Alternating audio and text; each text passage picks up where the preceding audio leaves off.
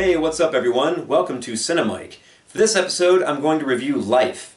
The movie appears tailor-made for my tastes. Some people have complained, oh, this just looks like an Alien ripoff. Yeah, well, I freaking love Alien, so I'm not sure if that's a bad thing. After all, most movies these days stand on the shoulders of classic films. The trick is to find a unique spin to make it fresh. The first trailers were too vague to get me excited for this, but the last trailer sold me on its potential. Like an old-school sci-fi horror that's set in a more plausible scenario. Like if Alien and Apollo 13 or Gravity had a love child. So I'm going to get into what I liked about the movie. I liked how real and accurate the movie appeared to be. The International Space Station was a very detailed set, and it felt like the real deal.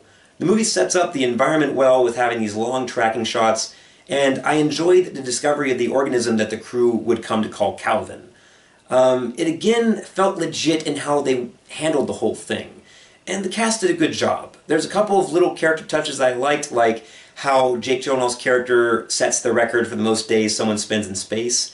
He has a preference to the calmness and simplicity of space as opposed to the conflict and violence found on Earth, which is ironic how that turns on him. The effects are pretty effective. In every shot they accomplish that weightlessness with the cast. There must have been some very complicated rigging with all the moving around to make that work. The movie builds suspense, and I found myself squirming in my chair because the movie is very unsettling at times. And now onto what I disliked about the movie.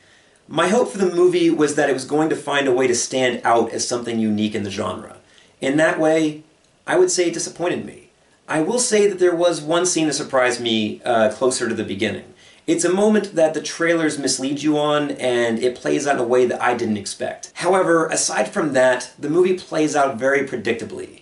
I would have been bored if it weren't for the tension being so effective, which I will grant the movie that. The characters weren't as strong as I would have hoped in some cases.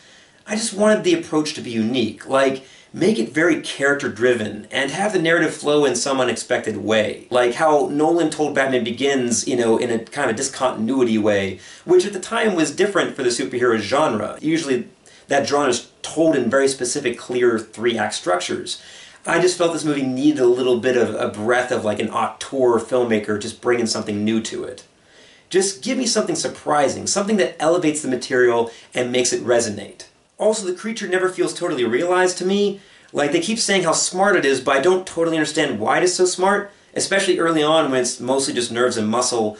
It definitely is a creature that unsettles you. I mean, the way that it kind of moves and how it kills people, like it crawls into this one guy's mouth and goes in and just eats him from the inside out, and, it snaps people's bones and just wraps around them like a squid.